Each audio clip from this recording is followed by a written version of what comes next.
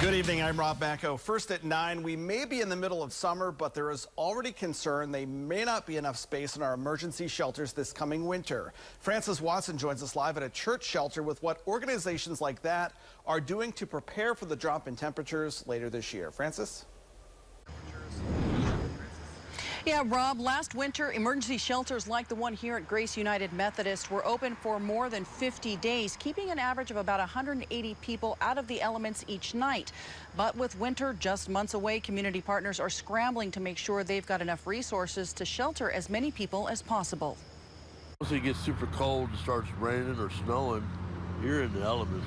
There's no way to get away from it. Warren Roberts says he's been living on the streets of Springfield for several years. You know, I've done the victory mission thing, and which is good if you get in and stay in, but it's kind of hard to stay in.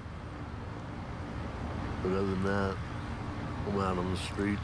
It's why Crisis Cold Weather Shelters is working now to secure the resources needed to house people like Warren in colder months. Winter is coming. It's going to be coming up a lot quicker than we anticipated. And the reality is that, you know, we ran out of beds last year, and we're definitely going to be running out of beds this year. Emily Fessler with Community Partnership of the Ozarks says the program had to turn people away from shelters last winter season. I think the entire Crisis Cold Weather Shelter program is essentially a Band-Aid on a much larger systemic problem that we have in our community. However, that doesn't mean that we shouldn't be addressing with whatever initiatives that we can. Fessler says the organization is asking for buildings that can be used as emergency weather shelters along with volunteers, to name a few resources ahead of the dangerous winter temperatures and wind chills. The reality is that these shelters are opening their doors, but there is still, of course, inspections and permitting, to be able to legally operate as a crisis cold weather shelter.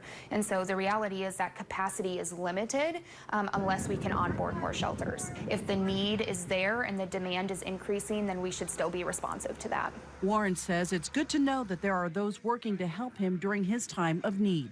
It kind of makes you feel better, I think. At least they're trying or something. I mean, nothing's perfect. Now, if you'd like to donate your time or have any resources available, you can check out this story on our free website and news app. You'll see a link to give you that information. Reporting live in Springfield, I'm Francis Watson. Rob, back to you.